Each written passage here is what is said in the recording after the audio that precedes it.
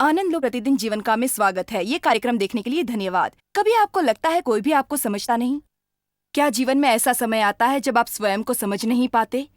आप ऐसी स्थिति में इस समय जा रहे होंगे, पर मैं बताती हूँ प्रभु आपको समझते हैं।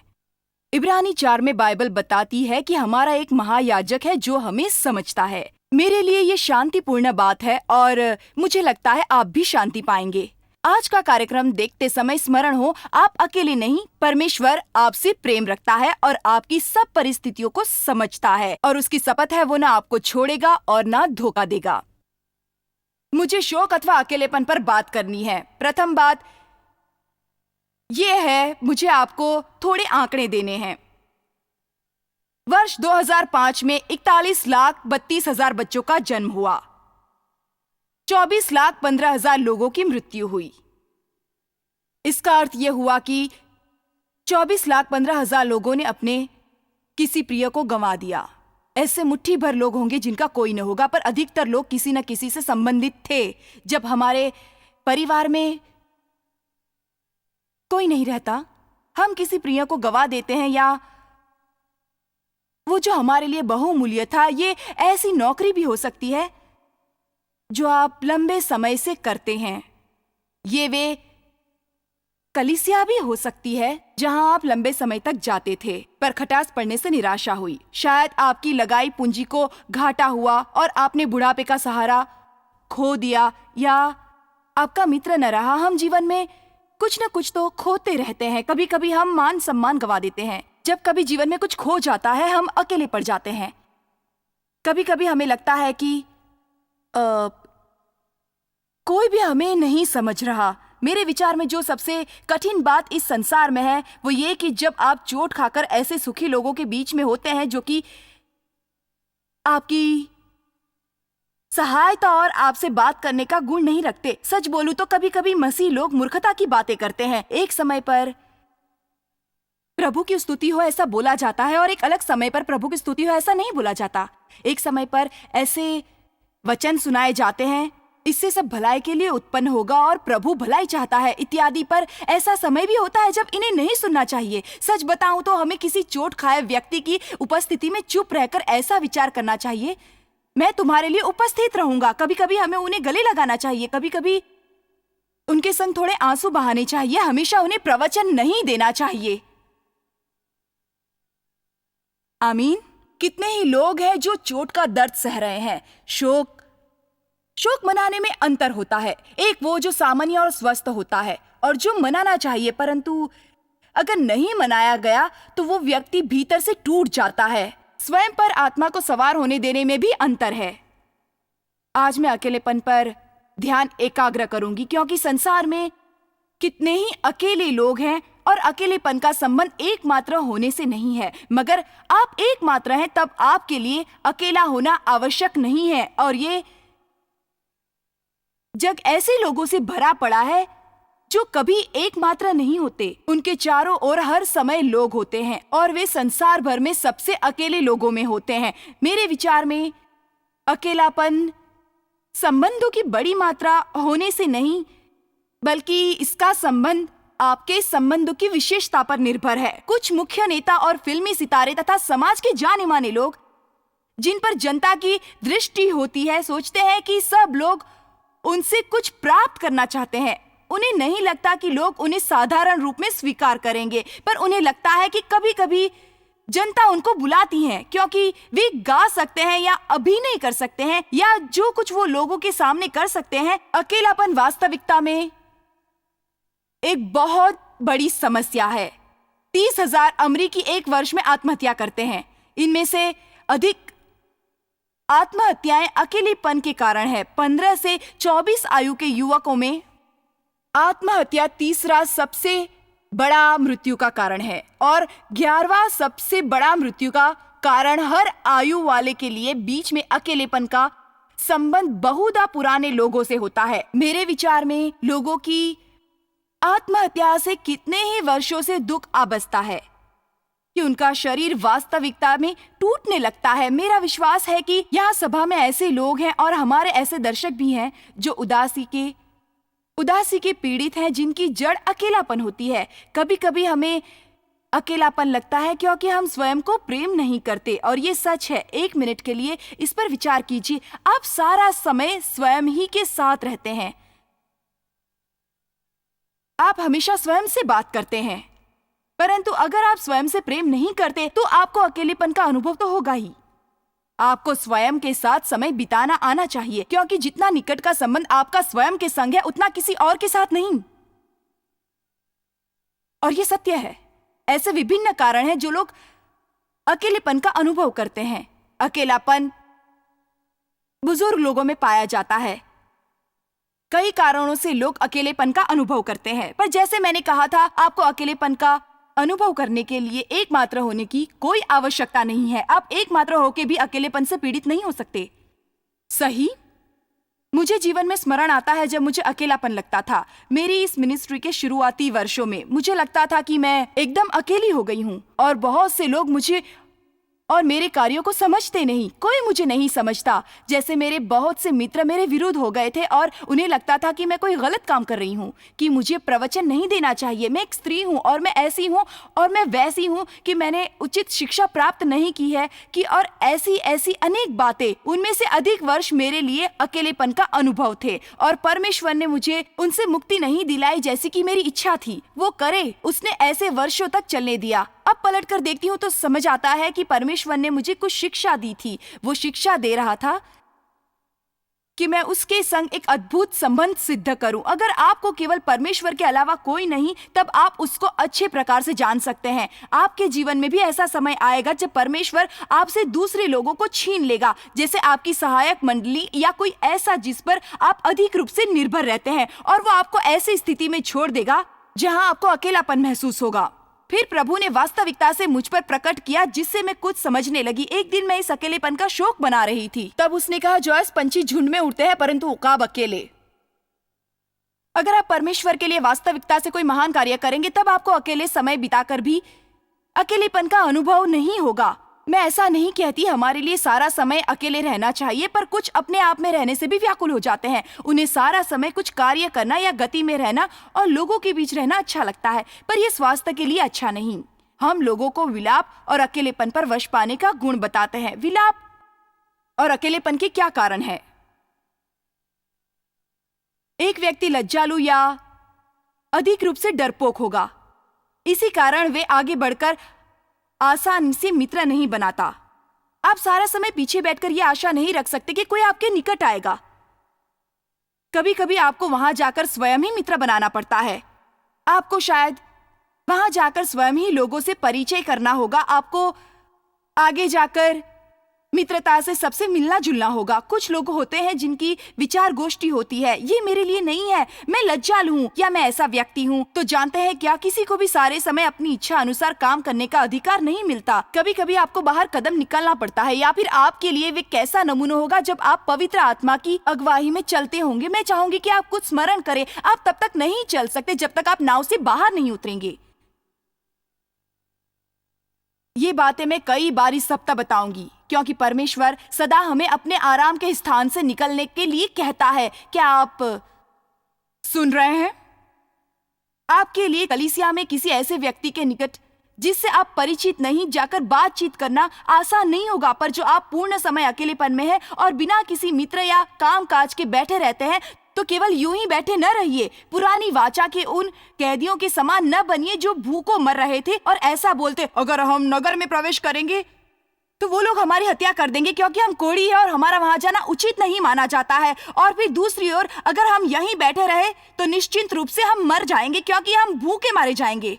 तो एक ने दूजे की ओर देखा और बोला, हम यहाँ मरने के लिए क्यों बैठे रहे? एक जोखिम उठाकर अंदर चलते हैं। तो वे अंदर गए और पता लगाया कि युद्ध हुआ था और सारे नगरवासियों की हत्या हो गई थी, और उनके खाने के लिए अधिकतम भोजन इत्यादि वहां भरा था। अगर वे भय के मारे बाहर बैठे बैठे किसी विचित्र घटना घटने की प्रतीक्षा ही करते रहते, तो पता नहीं उनके साथ क्या हो जाता।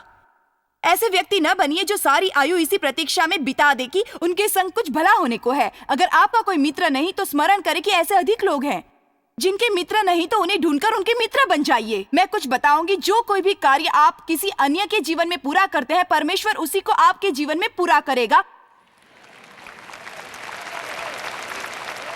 पर वहां बैठे बैठे अभागी न बनिए। तो ऐसा है कि अधिकतर ऐसे व्यक्ति हैं जो स्वाभाविक ढंग से लज्जालु और डरपोक होते हैं, समूह में नहीं रहते, आगे बढ़कर आसानी से मित्र नहीं बनाते। शायद ये उनका स्वाभाविक व्यक्तित्व है। शायद उनके जीवन में कोई ऐसी घटना घटी होगी जिसके कारण ऐसा हो गया, परंतु हमें अपने स्वभाव को एक बहाना न बनाकर ये जान लेना चाहिए कि परमेश्वर हम में से एक एक जन को चंगा करने की इच्छा रखता है, चाहे इस समय कहीं पे भी क्यों न हो, चाहे वो कोई भी कारण हो जो हमें इस स्थिति में लाया। सुन रहे हैं? आपको वहीं पर नहीं बैठना है। अधिक समय लोगों को अकेलापन लगता है जब उन्हें गलत समझा जाता है।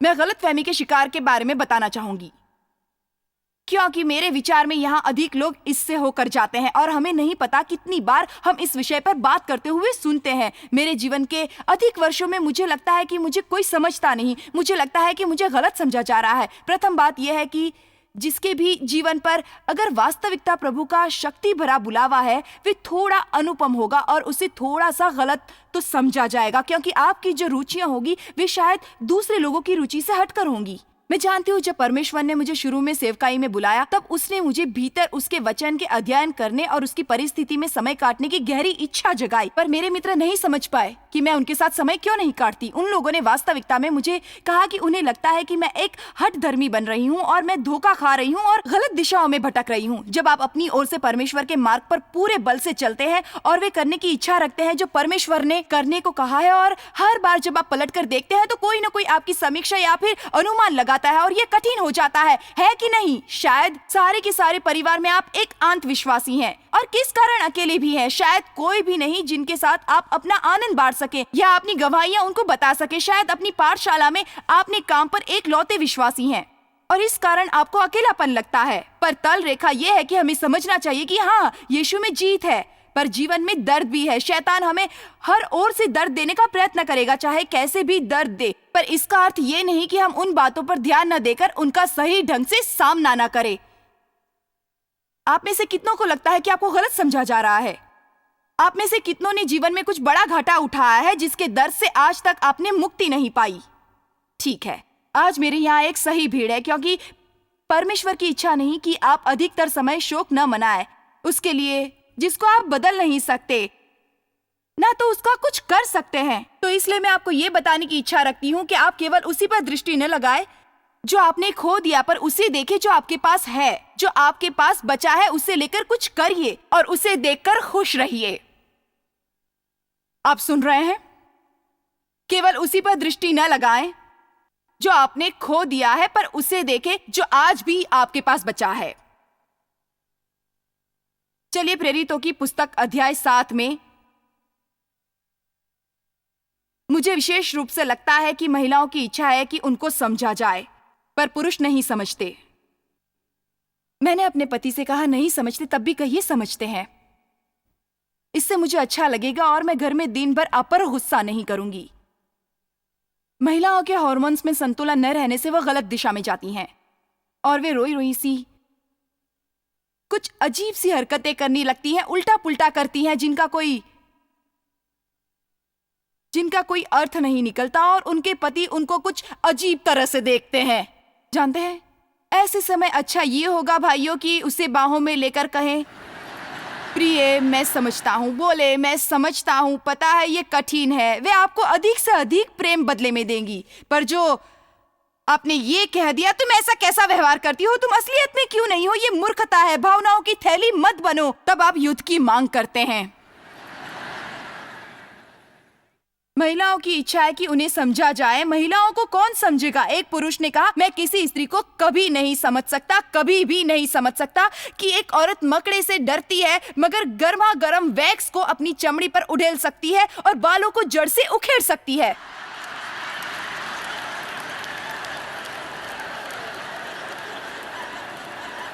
हम ऐसा करती हैं क्यों जी? सुंदरता के लिए कुछ भी, गरम गरम वैक्स चमड़ी पर लगाकर बाल को जड़ से उखेड़ना, ओफ! और तब मकड़ा आ जाता है।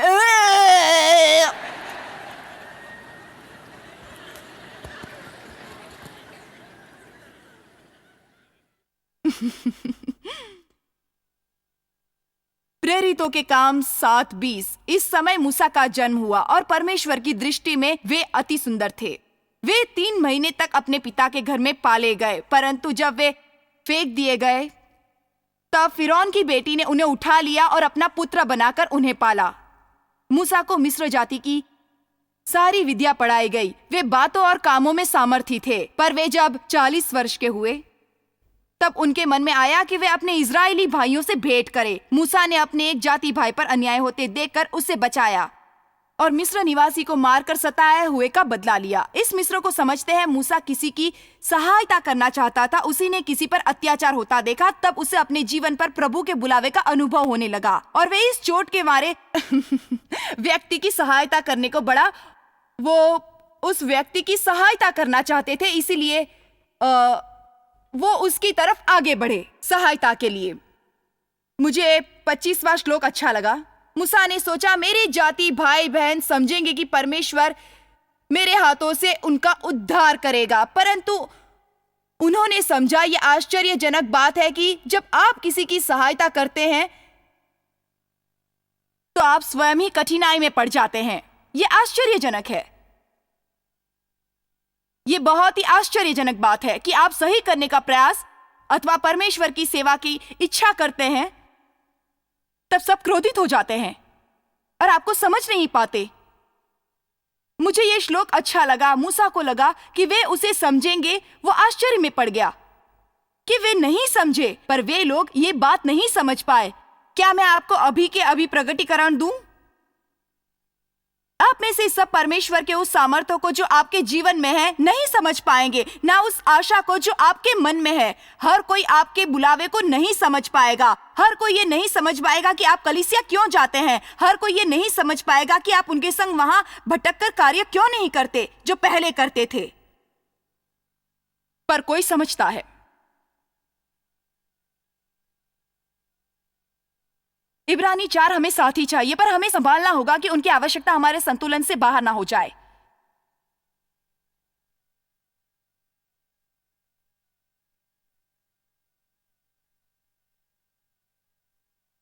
मुझे इब्रानी 4, 15, 16 अच्छे लगते हैं, क्योंकि हमारा एक महायाजक जो हमें नहीं समझता। सब कहें यीशु मुझे समझता है।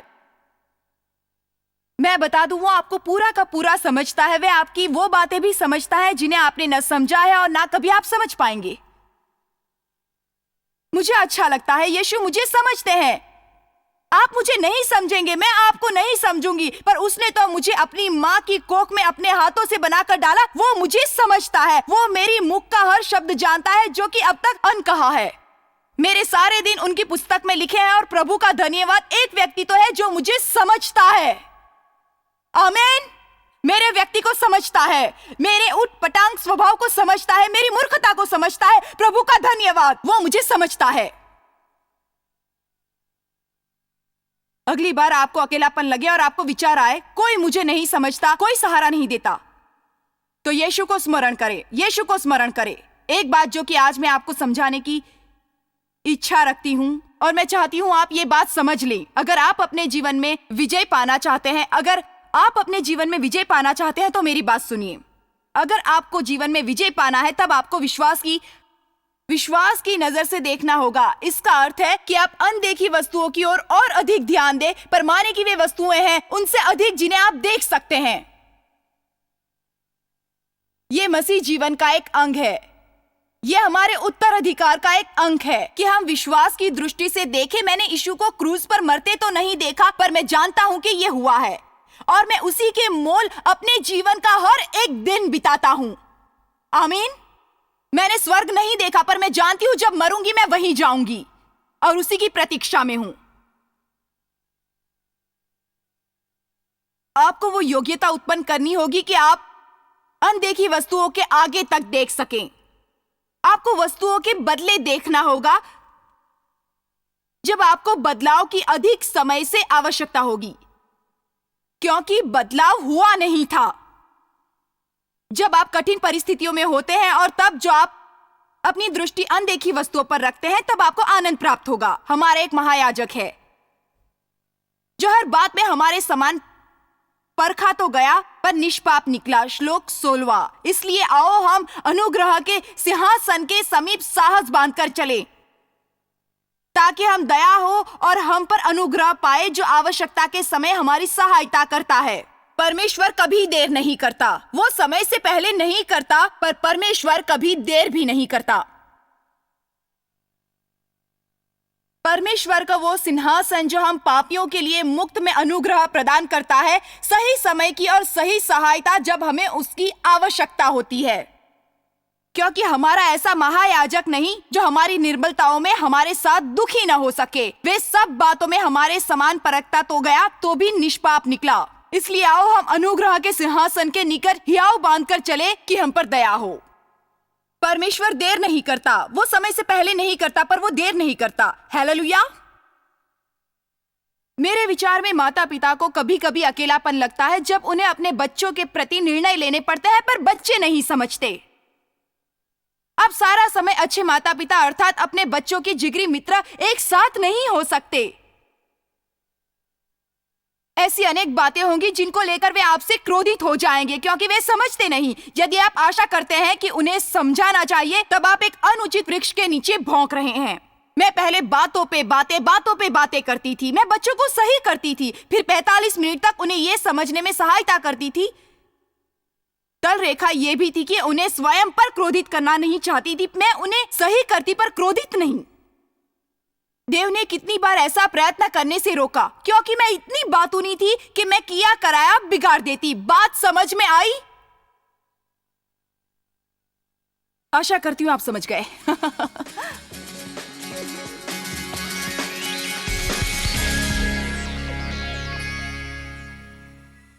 मेरी इच्छा है कि आप समझे कि परमेश्वर ने आपके जीवन के लिए एक योजना बनाई है। इस समय अगर कोई चोट है, अगर आपने जीवन में कुछ खो दिया है और ये सोचते हैं ऐसा है जॉयस, मुझे तो बिल्कुल नहीं लगता कि प्रभु ने मेरे जीवन की योजना बनाई है, पर जानते हैं उसने बनाई तो है। परमेश्वर सत्यवान और वचनबद्ध है।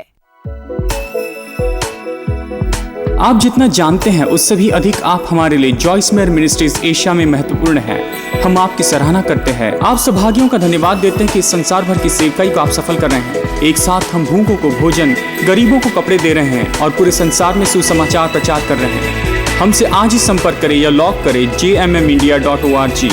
अपने प्रार्थना निवेदन भेजें, हमारे स्रोत के विषय जानें, जॉयस की सभाओं के विषय जानें, और जैसे हम पूरे संसार में मसीह के प्रेम को बांटते हैं, तो आप हमारे साथ सहभागी हो जाएं।